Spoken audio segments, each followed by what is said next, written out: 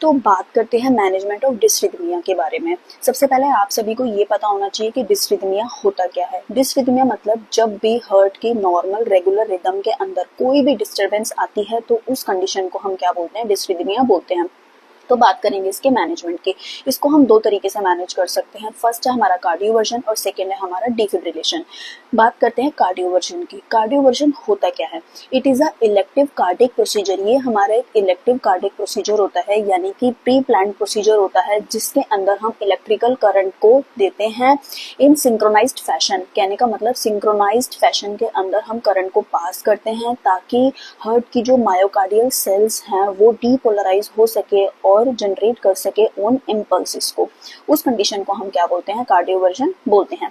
जो synchronised fashion होता है वो क्या करता है, स्टिमुलेट करता है हमारे पेसमेकर को, यानी कि हमारे ऐसे नोड को, उसको उसके फंक्शन को रिज्यूम करने में। इसलिए हम कार्डियोवर्जन को सिंक्रोनाइज्ड फैशन में देते हैं। उसके बाद आती है हमारी नर्सिंग केयर ड्यूरिंग प्रोसीजर, यानी कि ड्यूरिंग प्रोसीजर नर्सिंग केयर क्या होगी। सबसे पहले हमें इन्फॉर्म कंसेंट, कहने का मतलब प्रोसीजर से पहले हमें कंसेंट जो है वो रिलेटिव से लेके रखना है। पेशेंट को हमें एनपीओ रखना है, कहने का मतलब हमें निल पर ओरल जो है वो पेशेंट को रखना है। वेरीफाई करना है कि जो आईवी लाइन है वो पेटेंट होनी चाहिए। एडमिनिस्टर करना है हमें ऑक्सीजन, और सक्शन जो है, सक्शन मशीन जो है वो पेशेंट के बेड साइड पे अवेलेबल होना चाहिए।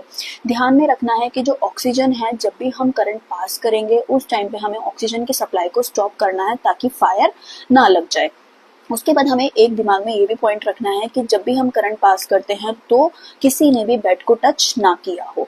उसके बाद हमें करंट पास करने के बाद हमें क्या करना है, असेस करना है पेशेंट के वाइटल साइन को, उसके कॉन्शियसनेस को और डिजायर आउटकम्स को।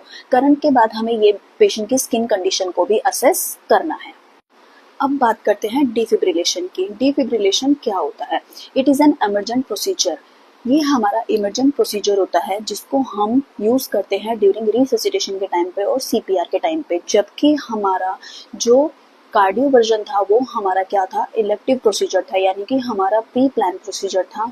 और हमारा डिफिब्रिलेशन जो है वो इमरजेंट प्रोसीजर होता है। इसको हम एसिंक्रोनाइज्ड फैशन में देते हैं। कार्डियोवर्जन जो था हमारा सिंक्रोनाइज्ड फैशन में था, डिफिब्रिलेशन हमारा एसिंक्रोनाइज्ड फैशन के अंदर हम शॉक को डिलीवर करते हैं टर्मिनेट करने के लिए। किसको? पल्सलेस वेंट्रिकुलर टैकीकार्डिया को और वेंट्रिकुलर फिब्रिलेशन को। डिफिब्रिलेशन की हमारी दो इंडिकेशन होती हैं, एक होता है हमारा पल्सलेस वेंट्रिकुलर टैकीकार्डिया और हमारा वेंट्रिकुलर फिब्रिलेशन, यानी कि वीटी और वीएफ जैसी कंडीशन के अंदर हम पेशेंट को डिफिब्रिलेशन देते हैं।